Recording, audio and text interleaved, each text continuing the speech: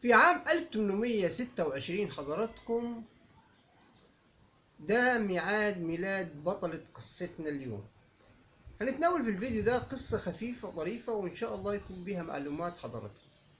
في عام 1826 في إقليم غرناطة بأسبانيا كان ميعاد الملكة أوجيني أو أوجيني زي ما بيقولوا.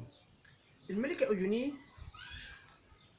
ولدت عام 1826 وتوفت عام 1920. ايه قصتها يا عم ناصر وايه حكايتها؟ الملكة أوجيني دي وقع في غرامها وحبها واحد من حكام مصر وهو الخديوي إسماعيل. وفي حفل افتتاح قناة السويس اللي عمله الخديوي إسماعيل قام بدعوة الملكة أوجيني وأنشأ لها قصر يسمى قصر الجزيرة على غرار قصرها اللي كانت عايشة فيه في فرنسا. وكانت متزوجة من نابليون الثالث إمبراطور فرنسا، وكانت فائقة الجمال. الملكة أوجيني كانت فائقة الجمال وكانت تتحدث أكثر من لغة، كانت تتحدث الفرنسية والإنجليزية والأسبانية. وقع في غرامها الخديوي إسماعيل وأنشأ لها قصر يسمى قصر الجزيرة. طبعا اتحول دلوقتي حضراتكم هيقولوا فين قصر الجزيرة؟ حضراتكم فندق ماريوت اللي موجود في الزمالك هو القصر الذي بناه الخديوي إسماعيل للملكة أوجيني. طبعا زوجها نابليون الثالث حضراتكم كان بيغير عليها، لكن الخديوي إسماعيل كان عاشق للملكة أوجيني.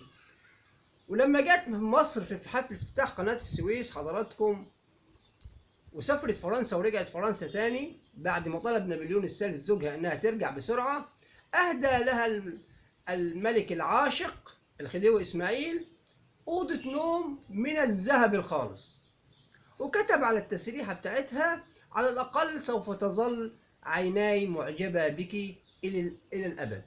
الخديوي إسماعيل كان عاشق للملكة أوجيني وأسس لها القصر خصيصا على غرار قصرها اللي هي كانت عايشة فيه. يقال إن هي بعد كده جت مصر ومحدش عرفها، لكن دي قصة الخديوي إسماعيل اللي هو ابن إبراهيم باشا حفيد محمد علي أحد حكام مصر من الأسرة العلوية. وتولى الخديوي إسماعيل حكم مصر عام 1863 خلفا للخديوي محمد سعيد باشا أو الخديوي محمد سعيد. الخديوي إسماعيل كان عاشق للملكة أوجيني وكانت مظاهر البذخ والثراء لدرجة إنه هو بنى ليها القصر ده خصيصا وأهدى لها أوضة نوم من الذهب الخالص. الحب بيعمل أكتر من كده. تحياتي حضراتكم، يا ريت نكونوا قدمنا معلومة خفيفة ظريفة في هذا الفيديو. وفقنا الله لما فيه الخير. سلام الله عليكم ورحمته وبركاته.